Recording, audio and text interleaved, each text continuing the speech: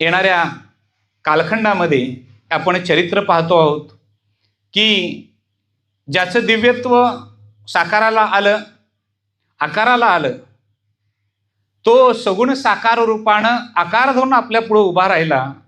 त्या भगवंताला उभा करणारा भक्त तोही सुद्धा तेवढ्याच योग्यतेचा असला पाहिजे. किंबहुना कोणीही कोणाकडे जात नसतं सहजासहजी, काहीतरी पाठीमागचा धागादोरा असावा लागतो, तरच बरेच जण एकमेकाकडे जाऊ शकतात. काही वेळेला आपल्याही व्यवहारामध्ये आपण ऋणानुबंध म्हणतो, त्या ऋणानुबंधानं सुद्धा काही लोक एकमेकाकडे जाणं येणं करतात. हे तर हा परब्रह्म आहे, तो सहजासहजी आला, उभा राहिला, उभा केला. अशा पद्धतीने कधी घडेल का? अशा पद्धतीनं कधी घडत नसतं. त्याच्यासाठी काही पाठीमागं धागे दोरे असावे लागतात. या भगवंताच्या अवतार कथेमध्ये अनेक संतांनी असं सांगितलेलं आहे, हा 24 आगळा, म्हणजे भगवंताचे 24 अवतार सांगितले, त्याच्यापेक्षा हा वेगळा आहे. ध्यानात आलं काय बघा? एवढी गोष्ट आपल्याला जर कळली तरी सुद्धा आपल्याला सर्वसाधारण माहीत असणारे मत्स्यकूर्म वराह वामन दशरथश्च रामो रामश्च कृष्णश्च बुद्ध कल्कीचे ते दशहा, हे 10 अवतार, याच्यामध्ये पूर्ण अवतार असणारे भगवान प्रभू रामचंद्र आणि भगवान श्रीकृष्ण, खऱ्या अर्थानं ज्याच्या पाठीमागं सखा म्हणून श्रीहरी भगवान श्रीकृष्ण आहे, ते अल्प जरी असले तरी सुद्धा त्यांच्याजवळ मार्गदर्शक पाठीमागचा जो आहे, तो पाठीमागचा मार्गदर्शक अत्यंत मोठा, दिव्य, भव्य, सत्शील आणि भक्ताला पायाशी ठेवणारा, दुर्जनांचा संहार करणारा असा असल्यामुळं शकुनीसारखा मार्गदर्शक असणाऱ्या कौरवांचा नाश झाला, परंतु 5 पांडवांच्या केसाला सुद्धा धक्का पोचला नाही. युद्ध समाप्ती व्हावी आणि युद्ध समाप्तीनंतर थोडीशी स्थिरता यावी.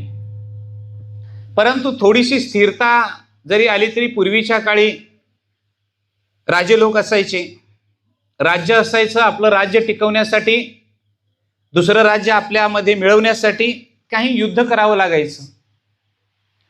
जरासंधासारखा अत्यंत भव्य आणि दिव्य हा राजा यादवांच्या राजावर सतत आक्रमण करायचा, परंतु यादवांचा राजा हा भगवान श्रीकृष्ण होता.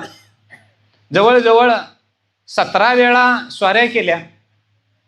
17 वेळा स्वाऱ्या करून सुद्धा मथुरा आपल्या हाताला लागली नाही. याचं सगळ्यात मोठं शल्य आणि दुःख हे जरासंधाला होतं. त्याला सतत वाटायचं की एकदा मथुरा आपल्या ताब्यात आली की मग कृष्ण म्हणणारा जो आहे तो आपला दास होईल. कारण जे राज्य आपण जिंकलं तो राजा सुद्धा आपला दास असतो. त्याला सुद्धा पूर्वीच्या काळी अशी पद्धत होती की त्याला नजर कैद्यामध्ये ठेवलं जायचं, बंदीगृहामध्ये ठेवलं जायचं आणि ते राज्य आपल्या हद्दीमध्ये घेतलं जायचं.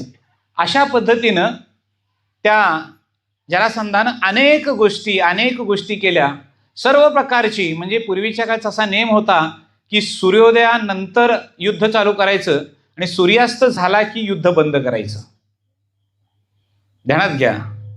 म्हणजे आज भौतिक परिस्थितीमध्ये आपण जर बघितलं तर ज्यांना कुरघोड्या करायच्या असतात आणि घुसखोरी करायची असते ते दिवसाची वाट कधी बघत नाहीत, ते रात्रीचाच शोध घेत असतात आणि त्याच्यामुळं नको ते अवेअर करत असतात, हिंसाचार वाढत जातो. पण पूर्वीचा हा नियम असायचा की आव्हान द्यायचं, समोरच्याला आव्हान द्यायचं, मी युद्धासाठी आलेलो आहे, आणि आव्हान त्यानं स्वीकारल्यानंतर युद्ध चालू करायचं. तेही युद्ध किती दिवस चालू देत, काही अडचण नाही, पण सूर्योदय झाला की युद्ध चालू आणि सूर्यास्त झाला की युद्ध बंद. म्हणजे ज्याला समोरासमोर घेऊन युद्ध करणं आणि स्वतःचं बाहुबल सिद्ध करणं असा हा कालखंड. या कालखंडामध्ये जवळजवळ 17 वेळेला नामोहरण झालेला जरासंध तो सतत चिंतेत असायचा की आपण सगळी राज्य मिळवू शकलो, परंतु यादवांचं राज्य जर आपल्याला मिळालं तर आपण सार्वभौमत्व मिळवलं. परंतु यादवांचं राज्य हाकणारा जो राजा होता तो श्रीकृष्ण होता. त्याला सगळ्या गोष्टी माहिती होत्या. नीती धुरंधर होता, उत्तम राजकारणी होता, उत्तम खगोलशास्त्रज्ञ होता, सर्व प्रकारचं ज्ञान असणारा श्रीकृष्ण. आता या श्रीकृष्णाकडे ज्या वेळेला आपण बघतो, त्यावेळेला भगवान म्हणून ज्या वेळेला बघतो, त्यावेळेला आपण ते चरित्र देवाच्या अंकित केलं जातं. चरित्र पाहत असताना अनेक गोष्टी आपण पाहिल्या पाहिजेत. भव्यत्व दिव्यत्व त्यांच्याजवळ आहे म्हणूनच ते मोठे झालेत. किंबहुना प्रभू रामचंद्र आणि भगवान श्रीकृष्ण यांना आम्ही देवत्व बहाल केलं, त्यावेळेला कर्तुम अकर्तुम एवढी शक्ती त्यांच्याजवळ आहे. मग त्यांच्याजवळ काय शिल्लक राहिलं? मग आमच्याजवळ काहीच नाही, मग आम्ही काहीच करू शकत नाही, असा विचार आम्ही करत असतो. याला सामान्य बुद्धी म्हणतो आपण. आणि असामान्य बुद्धी आहे की युद्धाच्या भूमीवर गेल्यानंतर सुद्धा अर्जुनाला भगवद्गीता सांगावी आणि मोह मुक्त करावं आणि ब्रह्मज्ञानाचा उपदेश करून उद्धवाला मुक्त करावं.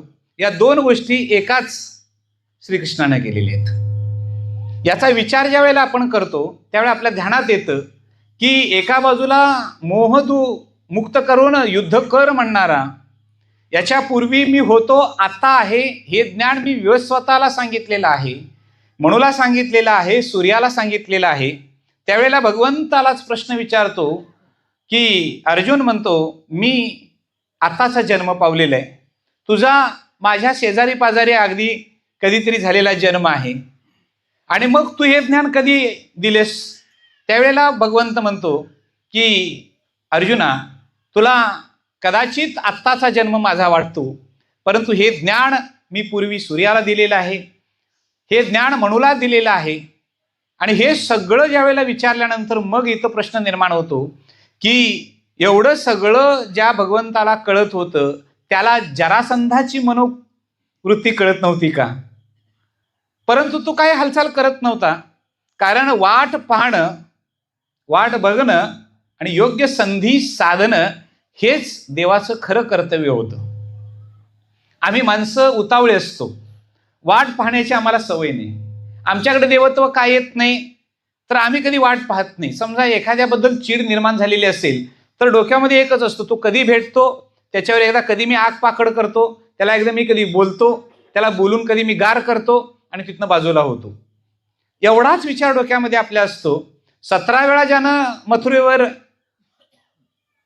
सैन्य घेऊन सशस्त्र हल्ला करावा आणि तरी सुद्धा भगवंतानं शांत बसावं, कारण काही गोष्टी या शांत विचारानंच परिपूर्णतेला जातात.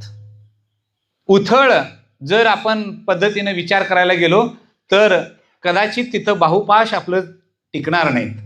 हाच संदर्भ छत्रपती शिवाजी महाराजांच्या चरित्रामध्ये सुद्धा आहे, लक्षात घ्या. ज्यावेळेला अफजल खान नावाचं युद्ध करण्यासाठी आणि स्वराज्याला गिळंकृत करण्यासाठी राक्षसी प्रवृत्ती घेऊन आत प्रवेश केला स्वराज्यामध्ये, त्यावेळेला कदाचित मी घाबरलो आहे, मी आजारी पडलो आहे, इत्यादी इत्यादी सगळ्या गोष्टी. कारण अतिशय हाताच्या बोटावर मोजणे इतकं आपलं सैन्य, त्याच्यात रयतेला कुठलाही त्रास होता कामा नये, त्याला बरोबर आणला पाहिजे, त्याचा तर वध करायचाच आहे. या सगळ्या गोष्टीचा ज्या वेळेला विचार केला जातो त्यावेळेला संयम फार महत्वाचा असतो. कारण जितका संयम आपल्याजवळ असतो तेवढं आपलं कार्य पूर्णत्वाला जातं. जितक्या वेगानं आपण निर्णय घेतो तेवढ्या कार्यामध्ये अनिष्टता आणि संकट जास्त उभा करतो आपणच. भगवंताचा हा गुण सगळ्यात महत्वाचा होता. मी मुद्दामून आपल्याला विस्तार करून सांगतो आहे की 17 वेळेला जरासंधानं स्वारी करून सुद्धा हा शांत, काहीच नाही. अगदी अनेक सेनापती यायचे, सांगायचे प्रभू आपण काहीतरी योजना केली पाहिजे, बघू करू, या पद्धतीने सांगायचे. आणि मग मात्र त्या काळामध्ये कालयवन नावाचा एक बलाढ्य राक्षस की ज्याला मृत्यू कोणत्याही शस्त्रानंच नव्हता, अशा राक्षसाचा शोध जरासंधाला लागला. वाईट प्रवृत्तीच वाईट प्रवृत्तीच्या ठिकाणी लवकर जाते, त्याच्यासाठी समान व्यसनेषु सख्यम असं म्हणतात. चांगल्या विचाराचे लोक एकत्र येतात, वाईट विचाराचे लोक एकत्र येतात, वाईट विचाराचे लोक एकमेकाला वाईट विचारानं एकत्र जोडले जातात. लक्षात आलं काय बघा. त्या पद्धतीनं जरासंध आणि कालयवन यांच्यामध्ये मैत्री झाली आणि यांच्यामध्ये ठरलं गेलं की आता आपण मोहीम आखायची ती मथुरा गिळंकृत करण्यासाठी. जर जरासंधाला पुढं केलं आणि आपण युद्धासाठी तयार झालो, त्यांच्या पाठीमागं राहून आपण जर युद्ध करायला लागलो तर मथुरा आपण सहज जिंकली अशा पद्धतीनं जरासंधाला वाटत होतं. म्हणून त्यानं युद्धाचं आव्हान दिलं गेलं. आव्हान स्वीकारलंही, कारण आव्हान स्वीकारावंच लागायचं. जर आव्हान स्वीकारलं नाही तर नतमस्तक व्हायचं आणि राज्य ताब्यात द्यायचं, याच्या पलीकडं काही नव्हतं. त्या पद्धतीनं त्याने आव्हान स्वीकारलं. आता कालयवनसारखा अतिबलाढ्य, ज्याच्या बाहुबलामध्ये अत्यंत ताकद आहे, किंबहुना सहस्रावधी सैन्य एकाच हातामध्ये मारणारा हा कालयवन, म्हणजे त्याची गणना पुराणामध्ये एवढी मोठी केलेली आहे. म्हणजे त्याची ताकद किती असेल ध्यानात आलं काय बघा. म्हणजे आता त्याची तुलना जर करायची झाली तर तुम्ही अगदी अफजल खानाशी करू शकता. एवढा मोठा बलाढ्य असा आला. आता येत आहे हे ज्यावेळेला कळलं त्यावेळेला भगवंतानं शांत डोक्यानं संयमानं एक विचार केलेला होता की माझ्या दीन असणाऱ्या, गरीब असणाऱ्या माझ्या मथुरावासियांनी काय केलेले. कारण जर कालयवन आत नगरीमध्ये प्रवेश करता झाला तर तो ज्याला ज्याला गावेल त्याला त्याला तो मारणार होता आणि त्यांना मारून आपल्यापर्यंत पोहोचणार होता. म्हणून भगवंतानं विचार केला की या प्रजेनं माझ्या काय केलेलं आहे, या प्रजेची सुरक्षितता ही पहिली सुरक्षितता, हे राजाचं पहिलं कर्तव्य. म्हणजे आज सुद्धा जर आपण बघितलं लोकशाहीमध्ये तरी सुद्धा प्रजेची सुरक्षितता ही फार महत्वाची असते. मी टीका अजिबात करत नाही, पण काही गोष्टींचा उल्लेख मुद्दाम म्हणून करतो की ज्याला प्रजेचं भविष्य कळलं तो उत्तम राजा असतो. आता प्रजेला जगवलीच पाहिजे आणि भविष्यात प्रजा टिकली पाहिजे. मतांच्यासाठी बाजार करणं आणि आपला संघ कसा तयार होणं, आपण कसे तयार आहोत आणि आम्हाला पुन्हा तुम्ही निवडून दिलं पाहिजे, याच्यासाठी मी काय आमिषनं तुम्हाला दिली पाहिजेत, याचा विचार ज्या वेळेला केला जातो त्यावेळेला कदाचित आपली पोळी भाजली जाते, परंतु प्रजेच्या दृष्टीनं पुढचा कालखंड हा अहितकारक असतो. आज तुम्ही राज्यावरचं आणि देशावरचं कर्ज जर बघितलं तर त्याच्यात तुम्हाला लक्षात येईल. या प्रभूनं विचार केला की या लोकांना वाचवलं पाहिजे, त्याच्यासाठी भगवंतानं एक उपाय योजला आणि ज्याच्यामध्ये ताकद होती समुद्राला सुद्धा मागं सारण्याची, त्याचा तरी कधी वापर करून घेतला पाहिजे. म्हणून द्वारका नावाची नगरी भगवंतानं स्थापन केली. आज सुद्धा या द्वारका नगरीबद्दल अनेक संशोधनं चालू आहेत. समुद्रामध्ये असणारी ही नगरी, या समुद्रामध्ये द्वारका नगरी वसवली आणि आपल्या योगमायेच्या क्षमतेनं आपल्यातील काही मथुरावासी जे होते, यादव जे होते, त्या यादवांना तिथं नेऊन ठेवलं. पण काहींना राज्यामध्ये ठेवणं क्रमप्राप्त होतं, कारण ज्याचं पुण्यफलास आलेलं असतं त्याचं संरक्षण करणं आणि ज्यांचं पुण्य संपलेलं आहे, इहलोक सोडावा लागतो, त्यांना तिथंच सोडून देणं हेच देवाचं कर्म होतं, कर्तव्य होतं. त्या पद्धतीनं काही लोक ठेवलेले होते. आता मात्र जरासंध आणि कालयवन अगदी वेशीपर्यंत येऊन पोहोचलेले होते. वेशीतून आत प्रवेश करणार इतक्यात भगवंतानं सांगितलं की दादा, तुम्ही खऱ्या अर्थानं राजे आहात, तुम्ही काय करा, मथुरेचं संरक्षण करा. आपल्याला कालयवनाशी युद्ध करण्याची ताकद नाही, त्याच्यामुळे मी इथून जातो. काय करायचं युद्ध तुम्ही करा. कारण कालयवन आलेला होता तो फक्त श्रीकृष्णाला मारण्यासाठी आलेला होता, तो बलरामाला मारण्यासाठी आलेला नव्हता. आणि त्याच ठिकाणी श्रीकृष्ण आपल्या दादाला सांगतोय, बलरामाला सांगतो आहे की मी मथुरा सोडतोय. अरे असं कसं सोडून चालेल, नाही म्हणले, मी सोडलंच पाहिजे म्हणले. आणि मग मात्र जरासंध आणि कालयवन वेशीतून आत येत असताना श्रीकृष्णानं कोणत्याही प्रकारचं हत्यार हातामध्ये न घेता त्या वेशीतून बाहेर पाय काढला. हे कालयवनानं पाहिलं. त्यांच्या लक्षात आलं की कुठलंही हत्यार नाही, हा एक राजा आहे, राजाच्या हातामध्ये काहीतरी धनुष्य पाहिजे होतं, सुदर्शन पाहिजे होतं, काहीतरी आयुध पाहिजे होतं, एखादी गदा पाहिजे होती. परंतु यांच्या हातात काहीच दिसत नाही. हे तसेच चाललेले आहेत. म्हणून आता यांना मुष्टियुद्धानंच मारायचं, या विचारानं कालयवन श्रीकृष्णाचा पाठलाग करू लागला. होणारं सैन्य जे होतं थोडं ते घेऊन जरासंध मथुरेमध्ये आला. त्यांचं आणि बलरामांचं युद्ध चालू झालं आणि कालयवन हा श्रीकृष्णाच्या पाठीमागे लागला. अगदी वेश सोडली, पर्वतरांगा चालू झाल्या, डोंगरदऱ्या चालू झाल्या. कालयवनाचा असा स्पष्ट विचार तयार झाला की अरे, याला एवढे लोक मानतात, याला देव वगैरे म्हणतात, हा तर फार पळपुटाने भित्रा निघाला. याला कसं राजा म्हणायचं? अफजल खानाला असंच वाटलं होतं. याला कसं राजा म्हणायचं? याला राजा म्हणता येत नाही, कारण हा भिवूनच पळायला लागलाय. प्रत्येक ठिकाणी तो पुढं जात होता. वळण लागलं तर भगवान पाठीमागे बघत होता. कालयवनाची दृष्टी आपल्यावर पडली की पुन्हा पुढं जायचं. वेगवेगानं असा वेग वाढत होता आणि एका गुहेमध्ये श्रीकृष्णाने प्रवेश केला. आता गुहेमध्ये गेल्यानंतर आता मात्र याला बाहेर तसं सोडायचं नाही, हा विचार कालयवनानं केला आणि गुहेच्या दरवाजातून त्यानं आत प्रवेश केला. मात्र गुहेच्या दरवाजातून आत प्रवेश केल्यानंतर त्यांच्या लक्षात आलं कालयवनाच्या की मगाशी श्रीकृष्णाच्या खांद्यावर असणारा जो शेला आहे तो शेला अंगावर घेऊन, हा झोपेचं सोंग घेऊन श्रीकृष्ण झोपलेलं आहे. कारण त्या गुहेमध्ये एक अतिशय जर्जर झालेला, दाढी पूर्ण वाढलेले, योगाच्या सायानं शरीर राखण झालेलं आहे, कुडीमध्ये प्राण आहे, ते शरीर हलतं एवढ्यावरून दिसतो आहे. डोळे बंद आहेत, झोप लागलेली आहे. त्याच्या अंगावर भगवंतानं आपला शेला टाकला. तो एका कपारीच्या पाठीमागे जाऊन दडून बसला. कालयवन आल्यानंतर त्याला वाटलं की झोपेचं सोंग घेऊन श्रीकृष्ण झोपलेला आहे. म्हणून अतिशय क्रोधाविष्ट झालेला, म्हणजे ज्याला शत्रू पळवून मारणं म्हणतात आजच्या भाषेमध्ये, कारण शत्रूला जितका आपण पळवतो तेवढा क्रोध त्याचा वाढतो. आणि हाच क्रोध भगवंतानं मथुरेपासून गुहेपर्यंत येईपर्यंत वाढवलेला होता.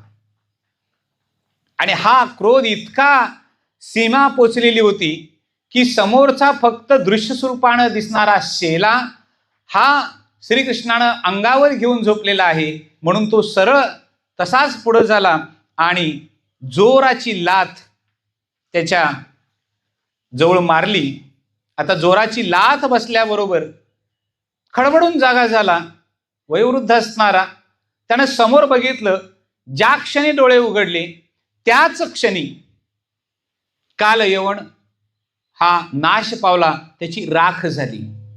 कारण कालयवनाला एकच वरदान होतं की शक्तिपात झालेला नेत्रातून जर तुझ्यावरती दृष्टी पडली आणि महात्म्याच्या दृष्टी आड तू आलास तर तुझं भस्म होईल. याच्या व्यतिरिक्त कुठलंही शस्त्र आणि अस्त्र तुला मारू शकत नाही. या पद्धतीचं वरदान त्याला असल्यामुळं त्याला दृष्टी पडल्याबरोबर तो राख झाला. पहिली दृष्टी पडली, राख झाला. तो शांत झालेला होता. भगवंत शिरे आडून पुढं आले. भगवंतांना पाहिल्याबरोबर चतुर्भुज मूर्ती सगुण रूपामध्ये दर्शन देण्यासाठी आलेली होती. ती चतुर्भुज मूर्ती ज्या वेळेला बघितली त्यावेळेला त्या वयोवृद्ध असणाऱ्या गृहस्थानं पाय धरले आणि भगवंताशी हितगुज चालू केलं. तो वयोवृद्ध होता मुचकुंद नावाचा ऋषी. हा मुचकुंद ऋषी नंतरचा झाला, पण मुचकुंद हा राजा होता, इक्ष्वाकू वंशातला राजा, जो रामवंशामध्ये पुढं किंवा ज्याला आपण रघुवंशामध्ये पुढं राजा आलेला होता. त्याला एकच होतं, अनेक वर्ष तो देवतेंच्या सहाय्यासाठी युद्ध करण्यासाठी गेलेला होता. देवतेंना तो सहाय्य करायचा. अनेक राक्षसांना त्यानं मारलेलं होतं. देवतेंचा सेनापती म्हणून तो काम करत होता. मात्र नंतरच्या कालावधीमध्ये कार्तिकेय सारखा सेनापती देवतांना मिळाला आणि देवतांनी सांगितलं की आता मुचकुंद राजाला की आता तुम्ही हरकत नाही की विश्रांती घ्या. ठीक आहे, विश्रांती घेतो, पण निद्रेचं वरदान जर द्यायचं असेल तर अशी निद्रा द्या की ज्या निद्रेपासून मला जर दृष्टी आली तर त्या दृष्टीतून आपल्याला निश्चितपणे आपल्या समोर येणारी व्यक्ती ही राख झालेली असेल. आता ही राख झालेली असेल हा जो तथास्तु वरदान होतं भगवंताचं, त्या भगवंताच्या वरदानाचं फलित भगवान श्रीकृष्णांना माहिती होतं. म्हणून मुचकुंद राजा हाच मुचकुंद ऋषी म्हणून त्या गुहेमध्ये होता. पाय धरलेले होते आणि भगवंतानं बाहू धरले आणि उभा केलं. माझं काम झालं, पण माझं जे काम केलेलं आहे त्याच्यासाठी तुम्ही वर मागायला हरकत नाही. होय, मी आतापर्यंत जे जे कार्य केलं ते देवतेंच्यासाठीच केलं. अनेक वर्ष तपश्चर्या करत होतो, ती निद्रा होती, निद्रेची तपश्चर्या होती. आता निद्राही संपली, परंतु भगवंता आपण पुन्हा आपल्याला वर मागतो आहे. काम झालं ना, एक वर द्या, माग, फक्त मोक्ष सोडून माग. ध्यानात येते काय बघा, म्हणजे अवतार प्रयोजनामध्ये मोक्ष ज्ञान देण्याची प्रवृत्ती भगवंतानं अर्जुनाला भगवद्गीतेच्या रूपानं दिली. एवढंच नाही तर मुमुक्षुत्वापर्यंत जाऊन पोचलेल्या उद्धवाला उद्धव गीता सांगितली आणि मोक्षाप्रत नेऊन पोचवलं. आणि इथं तर कालयवनाचा नाश करणाऱ्या मुचकुंदाला भगवंत सांगतायत की मोक्ष सोडून माग. त्यावेळेला भगवंतानं सांगितलं की मोक्ष सोडून जर मागितलंस तर तुला द्यायला तयार आहे. ठीक आहे म्हणले, काय हरकत नाही, पुन्हा मला जन्म दे आणि सगुण रूपामध्ये मला भेट. तथास्तु. भगवंतानं आशीर्वाद दिला आणि मुचकुंद राजानं आपलं शरीर जे आहे ते योगाच्या सामर्थ्यानं शरीर संपवलं. कार्य झालेलं होतं. पंचमहाभूतांच्या या शरीरामध्ये आल्यानंतर पुन्हा भगवंताची प्राप्ती होणार आहे हा एवढाच आनंद मुचकुंदाजवळ होता. पुढं मात्र कालखंड चालू झाला आणि तो कालखंड होता भगवंताचा मथुरेतील प्रवास. उत्तम प्रकारचं राज्य चाललेलं होतं. राजा जरी असला तरी गोप वेशधारी भगवंत होता. एक ध्यानात घ्या, भगवान श्रीकृष्णांच्या चरित्रामध्ये इतके बारकावे आणि सूक्ष्मता आहे. ती बारकावे आणि सूक्ष्मता जर आम्ही अंगीकृत करण्याचा प्रयत्न केला तर आपलं जीवन इतकं उदात्त होऊ शकतं. ते फक्त त्या सूक्ष्मतेवर अवलंबून असतं. एक यादवांचा राजा म्हणून राज्याभिषेक झालेला असावा आणि गोपाळांच्या बरोबर पुन्हा गायी घेऊन वनामध्ये जंगलामध्ये जाणारा असावा. त्याला म्हणतो मैत्री संबंध. एवढंच नाही तर गायी राखणं हे काम कुठलंही सांगा. आजच्या भाषेत 21व्या शतकामध्ये बोलायचं झालं तर गायी राखणं हे काम हलकं काम, म्हणजे जनावरं राखणं हे हलकं काम आहे. भगवंताने हेच सांगितलं आपल्याला, ज्याला हलकं काम करायला लाज वाटत नाही त्याला मोठं काम केल्यानंतर अजिबात अभिमान राहत नाही. अभिमान जाण्यासाठी मोठ्या कामाचा, मोठ्या कर्तृत्वाचा अभिमान जावा याच्यासाठी लहानातील लहान, सूक्ष्मातील सूक्ष्म जर कार्य करायला आपण चालू केलं तर आपल्याजवळ कुठल्याही प्रकारचा अभिमान येत नाही. हा यादवांचा राजा, राज्य चालू झालं. पण या महाराष्ट्राच्या भूमीमध्ये दिंडीर नावाच्या वनामध्ये दिंडीर नावाचा राक्षस तिथं राहत होता. त्याच्या नावानंच ते जंगल होतं. खऱ्या अर्थानं त्याला असं वाटत होतं, प्रवृत्ती राक्षसी होती. जे मिळेल ते खायचं, वाटमारी करायची, लोकांना त्रास देणं एवढं जरी असलं तरी सुद्धा जेवढं पुरेल तेवढं घ्यावं. म्हणजे एका बाजूला सत्सद विवेक बुद्धी होती आणि दुसऱ्या बाजूला आयुष्य समाप्ती होती. त्या दिंडीर राक्षसानं त्या दिंडीर वनामध्ये आपला इलाका जो आहे, आपली वेश आहे ती प्रस्थापित केलेली होती. त्या प्रस्थापित वेशेमध्ये तो आपला असायचा नेहमी पद्धतीनं. आता तो नेहमी पद्धतीनं असं असताना लोकांना मात्र त्याचा त्रास व्हायचा. लोकांना त्रास झाल्यानंतर ते लोक काही ठिकाणी सांगायचे, बोलायचे. मल्लिकार्जुन नावाचा एक योद्धा त्या ठिकाणी आला. आता त्या ठिकाणी मल्लिकार्जुन ज्या वेळेला आला त्यावेळेला मल्लिकार्जुनानं आणि दिंडीर या राक्षसानं दोघांच्या समोर एकच आव्हान की युद्ध करावं. युद्ध केल्यानंतर जो मृत्यू पावेल त्याचा नाश, जो जिंकेल तो अमर. मल्लिकार्जुन आणि या दिंडीर नावाच्या राक्षसा दोघांच्या मध्ये मोठं युद्ध तयार झालं. इतकं युद्ध झालं. त्या युद्धामध्ये एका गदेचा वापर केला. त्या गदेचं नाव होतं लोहदंड. राक्षसाचा वध झाला या लोहदंडानं झाला. पण वध झाल्यानंतर राक्षसानं शेवटची एक इच्छा मल्लिकार्जुनाजवळ प्रस्थापित केलेली होती की माझं शरीर संपलेलंच आहे, काही हरकत नाही, पण इथून पुढं या वनाला जे नाव आहे ते नाव लोहदंड म्हणून द्यावं. काही हरकत नाही. तिथून पुढं नामकरण झालं लोहदंड. गदेचं नाव लोहदंड आणि त्या क्षेत्राचं नाव, जंगलाचं नाव लोहदंड. अनेक संवत्सर सरत गेली, पुढं सरत गेली. इतकी संवत्सरं गेली की काही वेळेला योगायोग यावा लागतो. त्या पद्धतीनं त्याच भूमीमध्ये जाणूदेव किंवा काही ठिकाणी जान्हू नाव आहे आणि सत्यकी ही दोघं पती पत्नी अतिशय श्रीमंत घराण्यातली.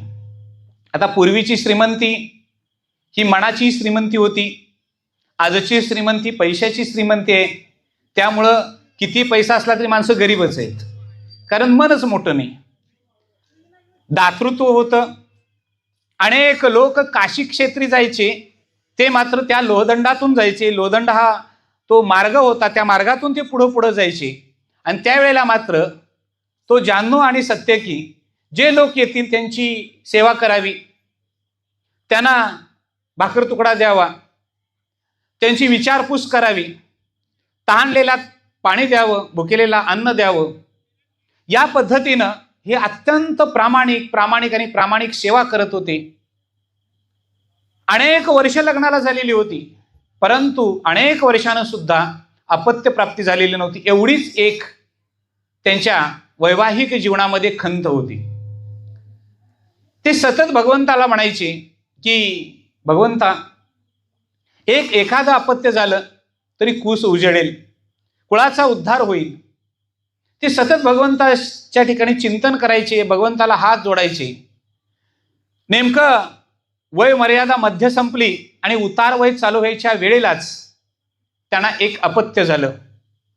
आता अपत्य झालं आणि अपत्याचं नाव पंढरीक असं ठेवलं. त्याचंच पुढं पुंडलिक असं नाव झालेलं आहे. विठ्ठल एक समन्वयक या रामचंद्र चिंतामणी ढेरे या पुस्तकामध्ये त्यांनी इतका शोध घेतलेला आहे त्याच्या पाठीमागचा की हा पुंडलिक आपल्या आईवडिलांच्या आधिपत्याखाली मोठा व्हायला लागला. हळूहळू लहानाचा मोठा व्हायला लागला. आता कार्यकारण भाव कसा होता? एक वय सरत्या वयामध्ये अपत्य झालेलं, त्याच्यामुळे इतका लाड झालेला होता की त्या लाडाला पारावर उरलेला नव्हता. लाडानं पालन पोषण करून जे काही म्हणेल ते पुंडलिक पूर्व दिशा हे लहानपणापासूनच होतं. आणि इतक्या लाडाचं प्रतिबिंब असं तयार झालं की जसा तो हळूहळू मोठा व्हायला लागला तसा लाड, श्रीमंती या दोन गोष्टीमुळं आपोआपच त्याच्या अंतःकरणामध्ये उर्मटता तयार झाली. उर्मट भाव तयार झाला. इतकी उर्मटता आली की तो लोकांची टिंगल करायचा. तरी सुद्धा दातृत्व असणाऱ्या पतीपत्नींच्याकडे बघून आईवडिलांच्याकडून लोक सहन करायचे. काही लोक काशी क्षेत्री जात असताना यायचं तर त्यांच्याबद्दल काही बोलायचा. वडील सांगायचे की बाबा पुंडलिका असं बोलू नये आपण. आई सांगायची बाबा पुंडलिका असं वागू नये आपण सत्वशील घराण्यामध्ये आहोत, तेव्हा आपल्या घराण्याची आब राखणं हे तुझ्या हातात आहे. कारण घराण्याची अब्रू राखणं हे मुलांच्या हातात असतं. त्या घरातील मुलं कशी निर्माण होतात त्याच्यावर घराण्याची अब्रू शिल्लक राहिलेली असते. त्या पद्धतीनं तो आई वडील सांगत होते, पण मानायला तयार नव्हता. कारण जे मागेल ते मिळत होतं. हळूहळू मोठा व्हायला लागला. यवनामध्ये त्यानं प्रवेश केला आणि यवनामध्ये प्रवेश केल्यानंतर सत्यकीला वाटायला लागलं की आपण एखादी गोष्ट आपल्या पतीबरोबर बोलावी. म्हणून जान्हू आणि सत्यकी एक दिवस विश्रांतीच्या वेळेला थांबलेली असताना त्यावेळेला दोघांच्यामध्ये संवाद झाला. अहो ऐकलत का? हां बोल ना, काय ऐकायचं आहे? जान्हूने विचारलं. सत्यकीनं सांगितलं, हे बघा मुलगा आता हाताच्या बाहेर जातोय असं वाटतंय आपल्याला. हो मी पण बघतो, तीर्थयात्रेकरू येतात, त्यांना आजपर्यंत समाधान मिळत होतं, परंतु मुलाच्या या वागण्यामुळं अनेक तीर्थयात्रेकरू परस्परच निघून जातात. पुण्याचा क्षणचे आपलाही कमी व्हायला लागला असं मला वाटायला लागलं. कारण तीर्थयात्रेकरूंची सेवा करणं हे सुद्धा एक पुण्यच आहे. भगवद्गीतेमध्ये भगवंतानं जो शारीरिक तप म्हणून गोष्ट सांगितलेली आहे त्याच्यावरची जी अनेक उदाहरणं खाली दिलेली आहेत माऊलींनी, त्यामध्ये सांगितलेलं आहे की जे तीर्थयात्रा करताना त्या तीर्थयात्रेकरांचे जर पाय चेपले आपण तरी सुद्धा आपल्याला त्या तीर्थयात्रेचं फळ मिळतं. आणि मग हीच उणीव त्या जाणूदेवला लागलेली होती. तो म्हणत होता, मलाही वाटतं की आपलं पुण्य संचय जो आहे तो आता हळूहळू कमी व्हायला लागला आणि त्याला कारण फक्त आपला मुलगा. कारण त्याच्याकडे बघून, त्याची उर्मटता, त्याची चेष्टाखोर प्रवृत्ती बघून लोक आपल्याजवळ थांबत नाहीत, ते चाललेले आहेत, ते निघून जातात, एवढंच त्यांना वाटायला लागलं. मग मात्र सत्यकीनं सांगितलं, माझं ऐकाल का? लग्न केल्यानंतर थोडंसं व्यवस्थित वाटेवर येईल असं मला वाटतं, तेव्हा त्याचं आपण लग्न लावून देऊ. पूर्वीपासूनची आजपर्यंत प्रथा तीच आहे. मुलं वाया जायला लागली की वाटते आईबापाला लग्न करावं म्हणजे सुधारतील, पण लग्न केल्यानंतर पोरं त्याच्यापेक्षा जास्त डबल बिघडतात. ध्यानात आलं काय बघा? कारण बेगडाची बाहुली अभराची सावली जाईल रया, माऊलींचे एक वचन सुंदर दिलेलं आहे, लक्षात घ्या. की बेगडाची बाहुली जर लोकांना फसवत असेल तर पंच ज्ञानेंद्रिय कर्मेंद्रियांनी पंचप्राणानं असलेली बाहुली काय फसवणार नाही याचा विचार सूक्ष्मतेनं केला तर तोच आपल्याला कळतो, नाही तर कळत नाही. मग मात्र ज्या वेळेला सांगितलं त्यावेळेला एक उपवर मुलगी पाहिली. अतिशय धामधुमीमध्ये लग्न झालं. पुराणामध्ये वर्णन केलेलं आहे की तिचं सौंदर्य इतकं होतं, तिची कोमल कांती, ती कोमल कांती बघून अतिच लाडामध्ये वाढलेला, घराचं जे वैभव होतं ते वैभव आणि आईवडिलांचं काही न मानण्याची प्रवृत्ती ही सगळी पुंडलिकाजवळ होती आणि त्याची साथ आता त्याला पत्नीला मिळत होती. खऱ्या अर्थानं सुशील असणारी पत्नी, परंतु तिच्या रूपावर भाळलेला हा पुंडलिक तिला प्रत्येक गोष्ट विचारल्याशिवाय काही करायचं नाही. आता आपल्याला माहिती आहे की घरामध्ये जर वानप्रस्थ असणारे लोक नसतील, आजी आजोबा घरामध्ये नसतील, तर त्या घरातील तरुण मुलं ही योग्य मार्गावर चालत नाहीत. हा आजचा सुद्धा इतिहास आहे. घरामध्ये एखादी वयोवृद्ध व्यक्ती लागते, कारण अनेक पावसाळे बघितलेले असतात, त्यामध्ये अनेक ठेचा लागलेले असतात. त्याचा अनुभव घेऊन ज्यावेळेला संसाराचा गाडा मुलं हाकतात त्यावेळेला त्यांना त्या संसारामध्ये सुख निर्माण होत असतं, आपल्याला माहिती आहे. तर त्या पद्धतीनं आई वडिलांचीच आज कटकट वाटायला लागली, कारण प्रत्येक गोष्ट आई सांगायची. मात्र पुंडलिक सुद्धा आपल्या पत्नीवर इतका भाळलेला होता की त्याची पत्नी जर कपडे धुवायच लागली तर पुंडलिक स्वतःहून पुढं जायचा आणि म्हणायचा, अगं तुझे कोमल हात आहेत, त्या कोमल हाताला कशाला त्रास देतेत, त्याच्यापेक्षा मी धुतो. एवढंच नाही, स्वयंपाक करायला लागली तरी सुद्धा पुंडलिक म्हणायचा, अगं तुला भाजेल, तू स्वयंपाक कशाला करतेस, मीच स्वयंपाक करतो. गडावरून पाणी आणायचं झालं तरी सुद्धा उन्हाच्या रखामध्ये, अगं तू पाणी कशाला आणतेस, तुझ्या शरीराला त्रास होईल, मीच पाणी आणतो. अशा पद्धतीनं अनेक घरातली कामं, किंबहुना स्त्रियांची बरीचशीच कामं पुंडलिक स्वतःहून करायला लागला. आणि हे सत्यकीला मात्र रुचलं नाही. ती आई होती, ती आई पुढं झाली आणि पुंडलिकाला विचारायला लागली की बाळा, तू जे करतोस ते तुला योग्य वाटतं का? आई, जे मी करतो ते योग्यच आहे, तू याच्यामध्ये काहीही बोलायचं नाही, असं आईला ठणकावून सांगावं. दिवस जात होते पण आईला मात्र झोप लागत नव्हती. आई सतत पतीजवळ काही सांगायची, परंतु पती सांगायचे की तू जर बोललीस तर बरं होईल, कारण मातृहृदयानं जर स्नेहानं, प्रेमानं, आपल्या वात्सल्यानं जर मुलाबरोबर बोललीस तर ते योग्य आहे असं मला वाटतं. तेव्हा सांगत होतं, सत्यकी बोलायची, अरे पुंडलिका, तू जे करतोस ना ते अत्यंत वाईट वाटतं मला, त्याच्यापेक्षा मी करते असं आई पुढं म्हणायची. मग तू करतेस ना, कर, काही हरकत नाही. सगळीच कामं आईकडून करून घ्यायचा. धुणं असेल, भांडी असेल, जेवण असेल, झाडलोट असेल, हे सगळंच्या सगळं आईकडून करून घ्यायचा. अनेक दिवस आईबरोबरच तो असा अट्टहासानं वागायचा की ज्या पद्धतीने एखादा नोकर ठेवावा, त्या नोकराला सगळी कामं सांगावी. आणि ही राजा राणी मात्र सुखानं नांदायला लागली. वडिलांना वाईट वाटायला लागलं. तो सत्यकीला सांगत होते, अगं जे तू करतेस ते योग्य वाटतं का तुला? तुझं वय सरतं चाललेलं आहे, तुला अनेक कामं जमत नाहीत. अहो असू दे, आपल्या मुलासाठी केलं, आपल्या पोरासाठी केलं म्हणजे काय वाईट झालं, तेव्हा आपण करूया असं ती सांगायची. परंतु ज्या वेळेला एक दिवस प्रसंग असा घडला की पुंडलिकाची पत्नी भाकरी करायला बसलेली, भाकरी भाजत आहे आणि भाजता भाजताच भाकरीची वाफ हाताला लागावी आणि तिला पोंगळ यावा. पोंगळ आल्याबरोबर तिनं त्याला काही लावत बसावं, पुंडलिक बाहेरून यावा आणि पुंडलिकाने विचारावं, अगं काय झालं हे, तुझी कोमलकांतीला पोंगल कसा आला? तेव्हा मात्र त्यानं सांगावं की मी भाकरी करत होते. मग आई काय करत होती? त्यावेळेला मात्र सांगावं की असू देत, त्यांचं वय झालं, पत्नीनं सांगावं. परंतु यवनाच्या अवस्थेमध्ये असणारा पुंडलिक हे ऐकण्यामध्ये काही नव्हता. तो गर्त होता, वासनांध झालेला होता, प्रेमांध झालेला होता. आणि या प्रेमांधापोटी तो आईला सुद्धा दूषण द्यायत होता. आईला तो अनेक दूषणं द्यायला लागला. तो थेरड्या म्हणत होता, म्हातारी म्हणत होता, अशा अनेक गोष्टी.